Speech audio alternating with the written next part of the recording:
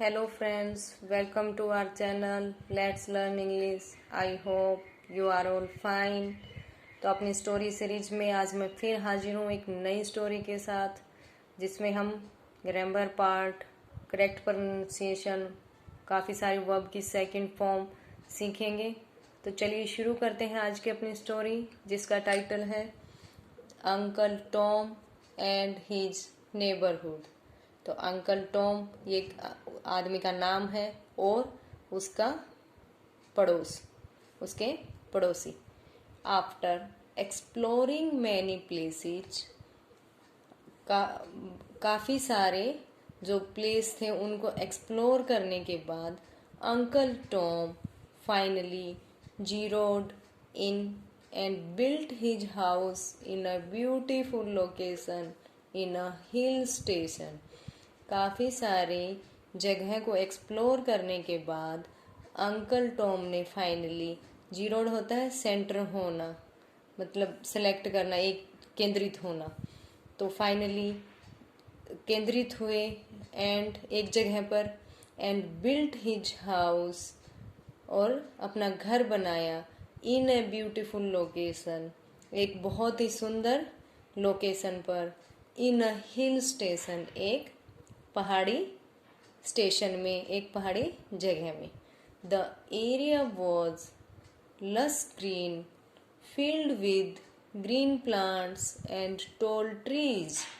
जो एरिया था जहाँ अंकल ने घर बनाया था वो लस ग्रीन होता है, हरा भरा, फील्ड विद ग्रीन प्लांट्स, हरे पौधों से भरा हुआ, एंड टॉल ट्रीज, और लंबे पेड़ों से भरा हुआ था। मतलब वो हरा भरा था। जैसे आपको पता है कि हिल स्टेशन मोस्टली हरे भरे ही होते हैं।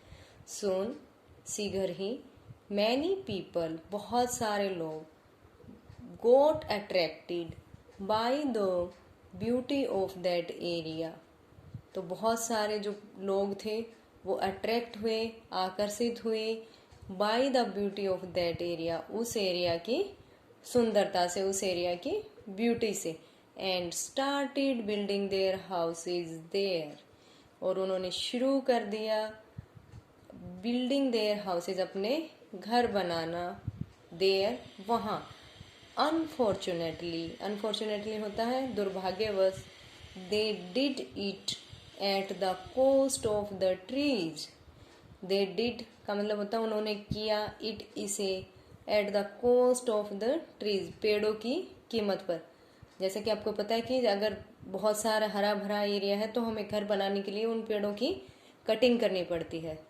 तो उन्होंने ये सब जो घर बनाने का काम था ये कैसे किया, पेड़ों की कीमत पर किया, मतलब उन्होंने पेड़ों को काट दिया। इवेंचुअली, इवेंचुअली होता अंततः, not many trees were left in this neighbourhood. तो अंततः क्या हुआ कि बहुत जो पेड़ थे वो बहुत कम पेड़ बचे उसके पड़ोस में, अंकल टॉम के। पहले तो उसका जो एरिया था वो हरा भरा था, जब लोगों ने आसपास घर बनाया तो पेड़ों की कटिंग की, और जिससे वो उस एरिया में बहुत सारे पेड़ उसके पड़ोस में नहीं रहे। Uncle Tom got worried, worried होता है चिंतित होना। तो जो अंकल टॉम थे वो चिंतित हुए। He wanted to do something, वो चाहते थे, टू डू कुछ, समथिंग कुछ, वो कुछ करना चाहते थे। बट डिडंट, ये डिड नॉट की कॉन्ट्रैक्ट फॉर्म है। डिड नॉट को हम डिडंट पढ़ते हैं। तो but didn't know what his first move should be. He wanted to do, जो अंकल टॉम थे वो कुछ करना चाहते थे, बट डिडंट नो, नहीं जानते थे, what his first move should B, उसका पहला काम या पहला टास्क क्या होना चाहिए। वन डे, एक दिन, अंकल टॉम, ये सी की सेकंड फॉर्म है। जैसे आपको पता है कि हमारी स्टोरी सिंपल पास्ट टेंस में होती है तो हमें काफ़ी सारी वर्ब की सेकंड फॉर्म पढ़ते हैं। तो एक दिन अंकल टॉम ने देखा a group of school children planting sapling. Sapling होता है छोटे प्लांट्स जो हम लाते हैं, छोटे प्लांट। तो जैसे कि आप पिक्चर में देख पा रहे होंगे, ये बच्चे छोटे छोटे जैसे प्लांट को लगा रहे हैं, तो ये सैपलिंग बोलते हैं इसको। वन डे, एक दिन अंकल टॉम ने देखा a group of school children, एक ग्रुप को, स्कूल के बच्चों के ग्रुप को, प्लांटिंग सैपलिंग, वो सैपलिंग को प्लांट करते हुए, पौधों को लगाते हुए, अलोंग द रोड के साथ, just outside his house, just outside उसके घर के सामने, हिज आईज ब्राइटेंड, उसकी जो आंखें थी वो चमकी। द नेक्स्ट डे, अगले दिन, अंकल टॉम, ये ब्रिंग की सेकेंड फॉर्म है brought, some sapling from a nursery, अगले दिन अंकल टॉम लाए सम सैपलिंग, कुछ सैपलिंग्स, फ्रॉम अ नर्सरी, एक नर्सरी से। ही प्लांटेड, प्लांट की second form, planted them along the roads and also around his house, उसने उनको प्लांट किया अलोंग द रोड्स, रोड के साथ, and also around his house, और अपने घर के चारों ओर। ही वाटर्ड देम, वो उन्हें पानी देता था, डेली, हर रोज, एंड टेक की सेकेंड फॉर्म है took good care of them, वो उन्हें पानी देते थे और उनकी अच्छी केयर होता है देखभाल करना, उनकी अच्छे से देखभाल करते थे। हिज नेबर्स, उसके पड़ोसियों ने, नोटिस्ड, देखा, him involve in this task daily, उसके पड़ोसियों ने उन्हें देखा इस काम में, हर रोज इस काम में इन्वॉल्व हुए लगे हुए। They not only lent them a hand but also brought more sapling and planted them all over the neighbourhood, उन्होंने न केवल उनकी मदद की बट ऑल्सो बोट, लेकिन क्या किया उन्होंने, मोर सैपलिंग, और ज़्यादा सैपलिंग वो खरीद कर लाई, एंड प्लांटेड देम, उनको प्लांट किया, उनको लगाया, ऑल ओवर द नेबरहुड, पड़ोस के चारों ओर, पड़ोस में उन्होंने चारों तरफ उनको लगाया, सारे नेबरहुड में।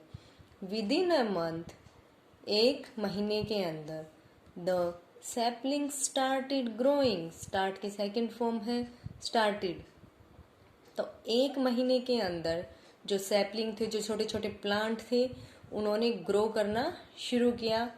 सून शीघ्र ही द नेबरहुड, जो पड़ोस था, was filled with life and greenery, तो जो उसका पड़ोस था वो किससे भर गया, विद लाइफ, जीवन और हरियाली से भर गया, क्योंकि जो हरा भरा एरिया है वो एक ऐसे मतलब बहुत अच्छा लगता है, तो वो ग्रीनरी, और जैसे जैसे वो पेड़ बड़े हुए तो वो ग्रीनरी से भर गया पड़ोस।